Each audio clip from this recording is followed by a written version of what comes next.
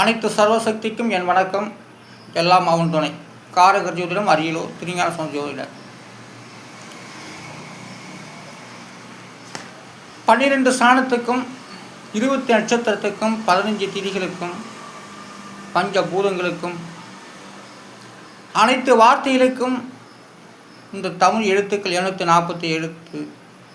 அந்த 240 எழுத்துக்கும் தனித்தனி எண்கிறது கொடுக்கப்பட்டு அவையில் வார்த்தை அடிப்படையில் அனைத்து கிரகங்களும் நடக்கும்படி இதை நான் உருவாக்கி இதன் மூலமாக நான் பேசிக்கொண்டு வருகின்றேன்.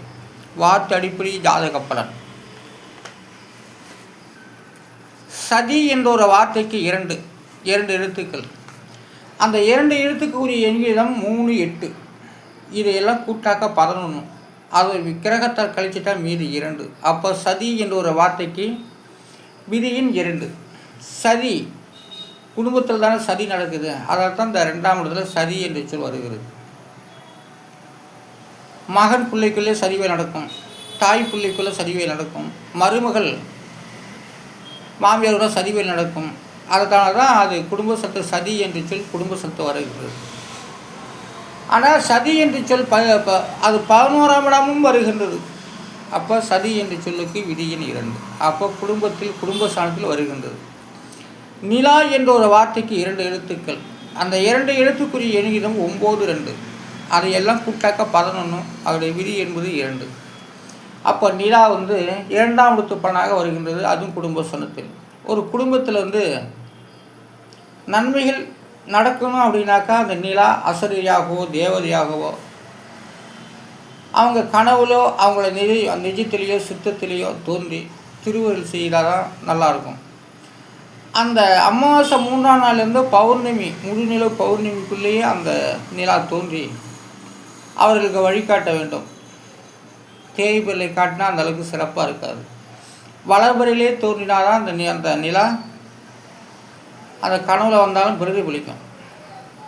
அந்த நிலா நமக்கு வளர்பறையிலையும் தேயிற போலேயும் சிலர்களுக்கு காட்டும். அவர்களுக்கு கஷ்டம்தான். சிலர்களுக்கு தேய்பிறை நிலவானது வளர்பறையாகவே தோன்றி நிலா அசரையாக தோன்றி வாழ்வு கொடுக்கும். இப்படியே உண்டு. அதனால் நிலா 2ஆம் இடம். ஜாதகத்தில் சூரியனுக்கு அடுத்த கிரகம் 2ஆம் இடம். அது சந்திரன். அதைத்தான் இந்த நிலா என்று சொல்லக்கூடிய வார்த்தை 2ஆம் இடத்தில் வருகிறது. சந்திரன் என்ற நிலா தான். நிலா என்று சொல்லதான் சந்திரன். அப்படி இருக்கின்ற இடத்துல நிலா 2ஆம் இடத்தில் வருகிறது. நிலாவுடைய விதியின் 2. அதற்குரிய எண்கிதம் 9, 2. அதை கூட்டினாக்க 11. அதனுடைய கிரகத்தால் கழிச்சிட்டாக்க மீதி 2. அப்போது நிலாவுடைய விதியின் 2. அடுத்ததாக அடுக்கு என்று சொல்லுக்கு 4 எழுத்துக்கள். அந்த 4 எழுத்துக்குரிய எண்கிதம் 1, 7, 7, 3. இதெல்லாம் கூட்டாக 18. அதனுடைய விதி என்பது 9. அப்போ அடுக்கோட விதியின் 9. அப்போ 9ஆம் இடத்து பலனாக வருகின்றது. ஒரு குடும்பத்தில் அந்த காலத்தில் அடுக்கு பாடலாக இருந்தது. அந்த அடுக்கு பானைங்கிறது ஒரு மூலையில் தான் இருக்கும். சென்ட்ரல் வைக்கவே மாட்டாங்க. ஏன்னா சென்ட்ரல் வச்சு விழுந்து போகும். அப்போ அடுக்கு என்பது அடுப்புக்கு பக்கத்தில் தான் இருக்கும்.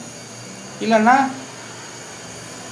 விசித்திரமாக வேறு ஒரு வகையாகவும் இருக்கும். அது ஒவ்வொரு வீட்டில் ஒரு உள் வீடுன்னு ஒரு மச்சி வீடுன்னு வச்சுருப்பாங்க. அந்த வீட்டில் 3 அடுக்கு 4 அடுக்குன்னு வச்சுருப்பாங்க.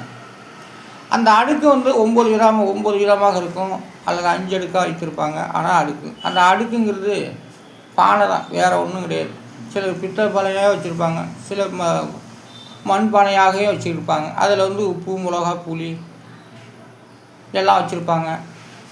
முக்கியமான பொருளாதாரங்களும் அத்தனையும் அந்த அடுக்கு பானையில் வச்சுருப்பாங்க. இந்த அடுக்கு என்று சொல்ல கிரகங்களுக்கும் ஒத்து வரும். ஒவ்வொரு கிரகங்களும் 500 கிலோமீட்டர் 1000 கிலோமீட்டர் தள்ளித்தான் சுற்றி வருகிறது.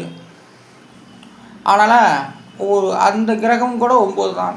அப்போ 9ஆம் இடம் அடுக்கு என்று சொல்வது கிரகத்துக்கும் பொருந்தும். அப்போது 500 கிலோமீட்டர் 1000 கிலோமீட்டர் தள்ளி ஒரு கிரகங்கள் போகுது வருது. அது அடுக்கு என்று தான் சொல்ல வேண்டும். ஒரு கிரகத்தை ஒரு மேலே அமர்ந்துக்கிட்டு வராது. அப்படி போனாக்க அது உலகம் அழிஞ்சு போகும். ஆனால் அடுக்கு என்று சொல்லுங்கிறது அது கிரகத்துக்கும் ஒத்து வரும். ஆனால் அடுக்கோட விதியின் 9. அடுத்ததாக வானம். இந்த உலகத்துக்கே வானம் ஒன்று தான், பூமி ஒன்று தான். அதனால் நாட்டுடைய தேசத்துக்கு கிலோமீட்டர் மைல் கணக்கு தூரத்தினால தான் சில நாட்டில் வந்து இங்கே நடக்கிறது போல் அங்கே நடக்காது. ஒரு நாட்டில் இரவாக இருக்கும், ஒரு நாட்டில் பகலாக இருக்கும். அப்படி மாறி மாறி சூரியன் நமக்கு வந்து உதிக்கிறது தெரிகிறது. அப்போ வானம் ஒன்று தான். ஆனால் வானம் வந்து ஒன்றுக்கு, வானத்துக்கு வந்து விதி எண் 3, 9, 7 இலக்கூட்டாக 19. அதனுடைய விதி என்பது ஒன்று. அப்போ வானம் ஒன்று தான், பூமி ஒன்று தான். கிரகங்கள் 9 கிரகங்கள், எத்தனையோ கிரகங்கள் வந்து கணிச்சிருக்காங்க, அதெல்லாம் தெரியும். இருந்தாலும் நம்ம வந்து பஞ்சாங்கத்தில் ஏற்றின் மூலமாக சொல்லப்பட்டு வருவது 9 கிரகம், நவக்கிரகம். அந்த நவக்கிரகம் அப்போ அந்த வானத்தில் 9 கிரகங்களும் 20 நட்சத்திரங்களும் நம்ம கண்ணுக்கு தெரியாது. சூரியனும் சந்திரனும் தான். நட்சத்திரம் இருக்குது, அது எந்த நட்சத்திரம் யாவும் கண்டான் தெரியாது. ஆனால் அந்த வானம் என்ற ஒரு எழுத்துக்கு வார்த்தைக்கு 3 எழுத்து. அந்த 3 எழுத்துக்குரிய எண்களும் 3, 9, 7 இதெல்லாம் கூட்டாக 19. அதோடைய விதி என்பது 1. அப்போ வானத்துடைய விதியின் 1. ஒரு வானத்தில் எல்லாமே அடங்கி போச்சு. அடுத்ததாக வந்து கிரகணம். கிரகணத்துக்கு வந்து 5 எழுத்துக்கள். அந்த 5 எழுத்துக்குரிய எண்களும் 2, 3, 9, 1, 6, 7 இதெல்லாம் கூட்டாக 19. அதோடைய விதி என்பது 1. அப்போ கிரகணம் என்பது வருஷத்துக்கு 2 முறையும் வரும், வருஷத்துக்கு 1 முறையும் வரும், அல்லது வராமையும் போயிடும். அந்த கிரகணம் அமாவாசையில் வர்றது சூரிய கிரகணம், பௌர்ணமி வர்றது சந்திர கிரகணம். அப்போ சூரிய கிரகணத்தில் வந்து பகலை தெரியுற காரணத்திலாக சூரிய கிரகணம் வந்துச்சுன்னா, அமாவாசையில் சூரிய கிரகணம் வந்துச்சுன்னா அங்கே இருட்டாக இருக்கும். அப்படியே அப்போ வந்து கிரகணத்துடைய பற்றி அந்த அமாவாசையில் தான் தெரியும். அமாவாசையில் தான் கிரகணமே வரும், அது சூரிய கிரகணம். பௌர்ணமி வருது சந்திர கிரகணம். மற்ற கிரகணம் வரும், அது வானத்திலே தோன்றி வானத்திலே மறைஞ்சி விடும். ஆனால் சூரிய கிரகம் சந்திர கிரகணம் தான் நம்ம கண்ணுக்கு தெரியும். மற்ற கிரகங்களுக்கும் கிரகணம் உண்டு, அது நம்ம கண்ணுக்கு தெரியாது. ஆனால் கிரகணம் தோன்றினால் சந்திரனுக்கு கிரகணம் பிடிச்சாலும் சரி, சூரியனுக்கு கிரகணம் பிடிச்சாலும் சரி, அன்று நாள் இரவு, அன்று நாள் இருட்டுன்னு பேர், இருள். பகலில் சூரிய கிரகணம் வந்தாலும் தெரியும், இருட்டாக இருக்கும். சூரிய கிரகணம் அமாவாசையில் தான் வரும், மற்ற நாட்டில் வரவே வராது. அப்போ வந்து கிரகணத்துடைய விதியின் 1. அப்போ வருஷத்துக்கு 1 முறை, வருஷத்துக்கு 2 முறையும் வரும். இந்தியாவில் ஒரு நேரம் வரும், அடுத்த நாட்டு ஒரு நேரம், இப்படி தேசம் விட்டு சில கிரகணங்கள் வரும். அப்படி வந்தால் தான் நம்ம அதுதான் கிரகணம். கிரகணம் என்பது இருட்டு. அதனால் அமாவாசையில் வருவது கிரகணம், அமாவாசையில் வருவதெல்லாம் கிரகணம். பவுனில் வருவது சந்திர கிரகணம், பகலில் வருவது சூரிய கிரகணம், இரவில் வருவது சந்திர கிரகணம். இதுதான் கிரகணம், கிரகணத்துடைய விதியின் 1. அடுத்ததாக வந்து கைரேகை. கைரேகைக்கு வந்து 3 எழுத்து. அந்த 3 எழுத்துக்குரிய தான் 5, 4, 5 இதெல்லாம் கூட்டாக 14. அது 9 கிரகத்தில் கழிச்சிட்டாக மீதி 5. அப்போ கைரேகை 5 நம்ம கையில் இருக்குது. நம்ம கையில் பஞ்சபூதங்களும் அடங்கியிருக்கு, அதான் கைரேகை. ரேகையும் 5 தான் நமக்கு. இது கைரேகை. விரல்களும் 5 தான் மனிதனுக்கு உள்ளது. கைரேகை பஞ்சபூதங்களும் இருக்குது அந்த கைரேகையில்.